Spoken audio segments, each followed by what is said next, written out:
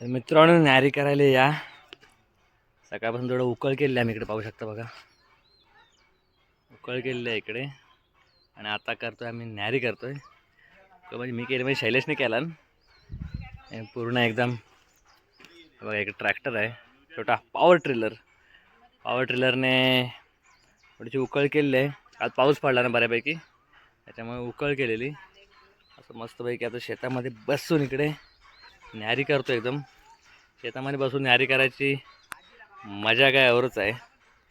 आणि आमचे पणजोबा आजोबा यांचं आभार मानले पाहिजेत की त्यांच्यामुळे आता बघा एवढे तरी जमीन आमच्याकडे आहे आता अजूनपर्यंत तरी.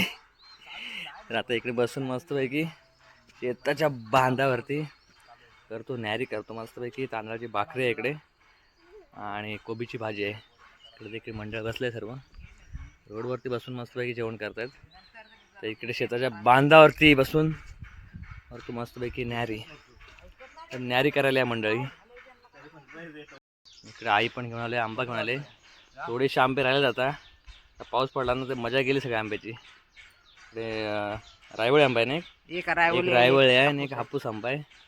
इकडे शेताच्या बांधावर नाही रस्त्यावर बसून जेवण करतात बघा. इकडे दादा आहे, इकडे बबन आहे, इकडे शैले आहे. इकडे मस्त रोड टचच आहे. इकडे रोड टच चिकू पण आला इकडे.